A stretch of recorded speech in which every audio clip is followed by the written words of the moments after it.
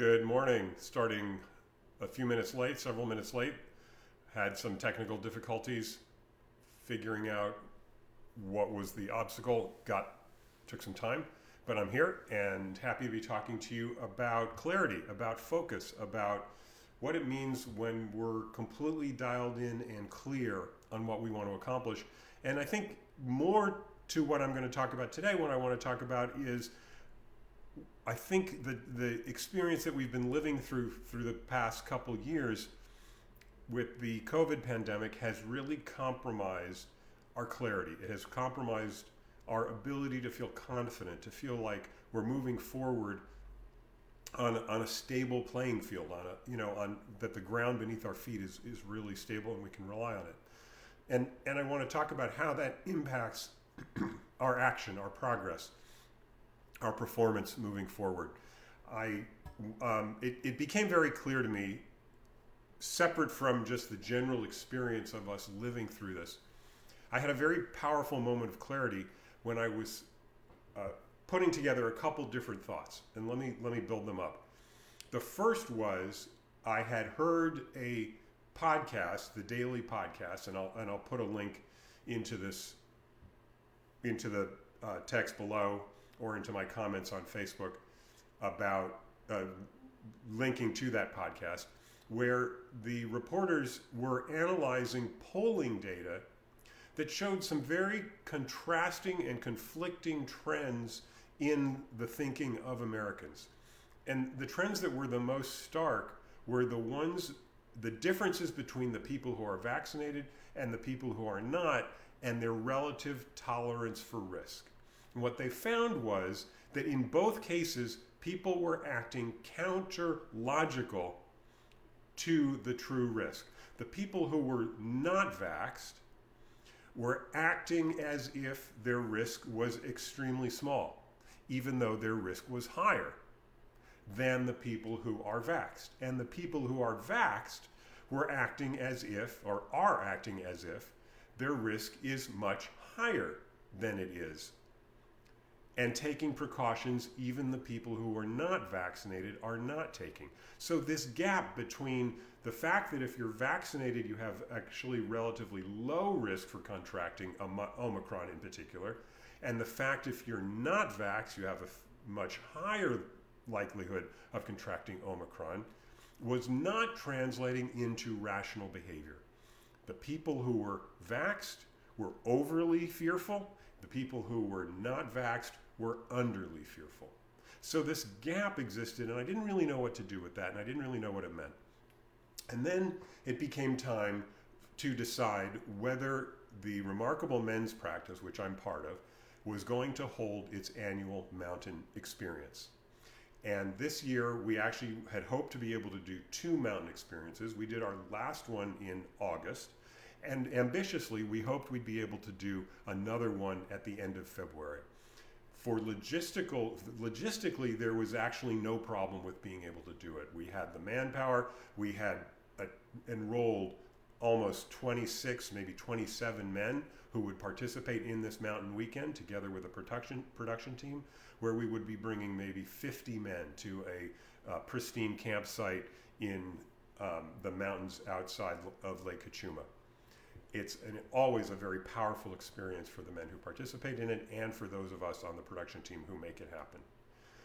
But the problem was the COVID epidemic, and particularly the Omicron spike, made it unclear whether we could safely host 50 men together in a very intimate space.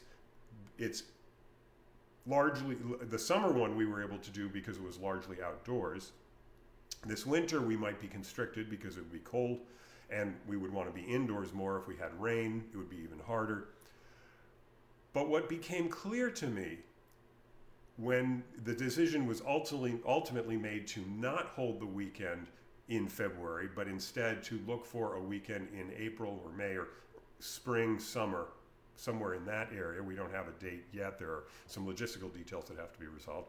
But when it became clear that we were not ready to hold the mountain retreat and to be able to guarantee and assure men that they would be safe, I realized that the real concern may not be our actual awareness of the risk. The truth was the numbers have been dropping. The Omicron threat seems to be receding dramatically. Each day we seem to see, particularly here in Los Angeles County, we seem to see that curve dropping more and more. Yesterday, the LA County numbers were around 27,000, both in terms of new daily infections and the 7-day average. Just a week ago, the numbers were much higher, in the 40,000 to 50,000 range, depending on which day and how far back you go in the calendar. And I had been tracking these for my own awareness of my sense of relative safety. And I felt that if numbers were down by mid-February, the mountain could be held in safety, because at that point the numbers would actually be lower if the trend continued than they were last August. But that's not the point. The actual numbers are not the point. And this is where I'm kind of driving towards in this morning's Monday morning Facebook Live. And that is that because our relative sense of risk, our relative sense of comfort in the world around us is so skewed without always a clear connection to the data behind us. Again, the more vaxxed feel the less safe, and the less vaxxed feel the more safe.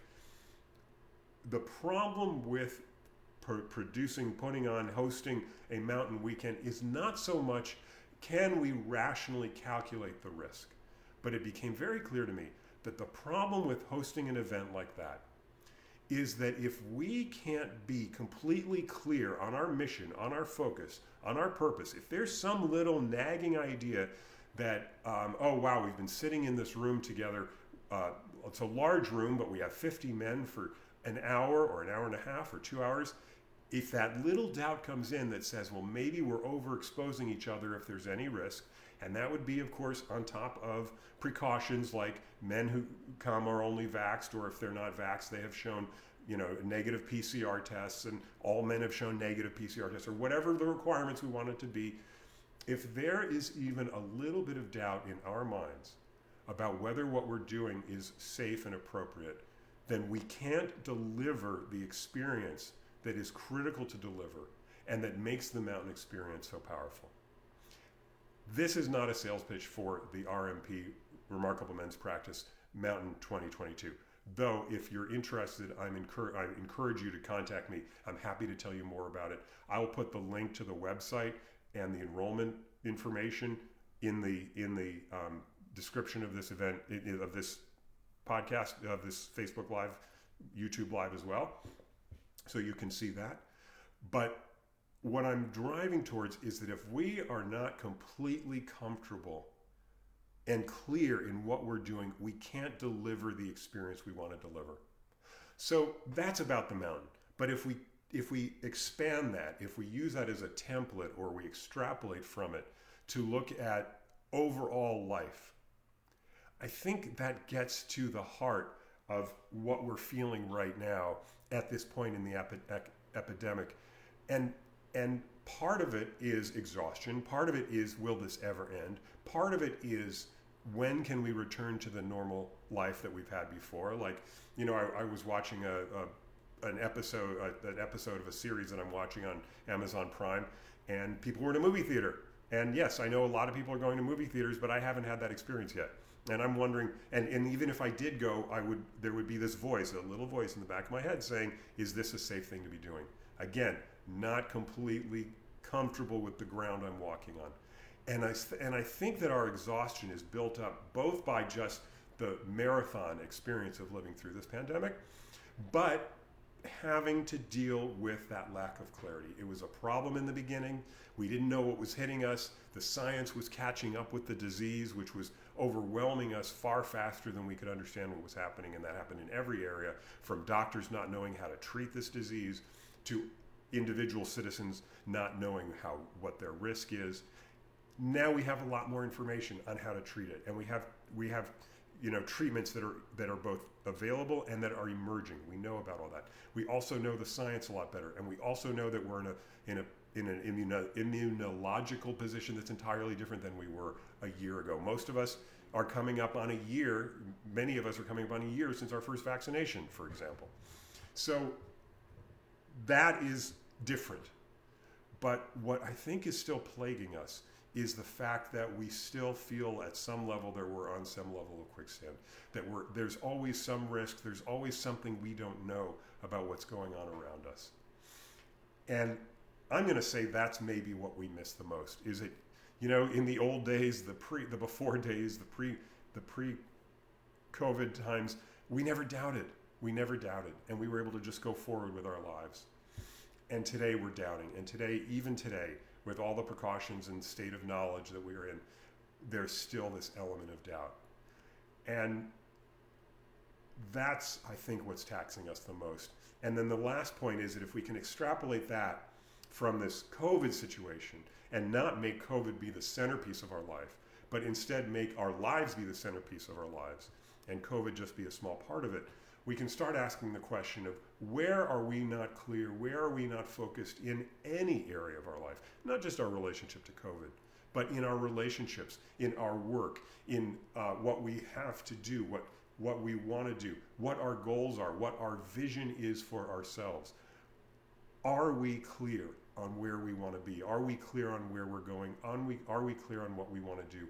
Or are there aspects of life, of our existence, of how we're managing the business of living that continues to make us feel in any area or in many areas or in all areas that we're still not entirely stable? And if that is the case, then I think that's really valuable information. I think we have to take that and honestly own it and acknowledge it and say, yes, this is true. I can't hide it anymore. I don't want to hide it anymore, because if we stop hiding it, then we can address it and we can say, why am I not clear? What is the thing I need to fortify and clear up? And what can I control that will allow me to move forward, have a vision for my future, for my life, that is not quicksand, but that is instead solid and that can help us move forward. That's what I want you to think about this week.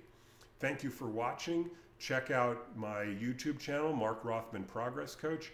Check out my website, markcoach.net, and I look forward to seeing you next week.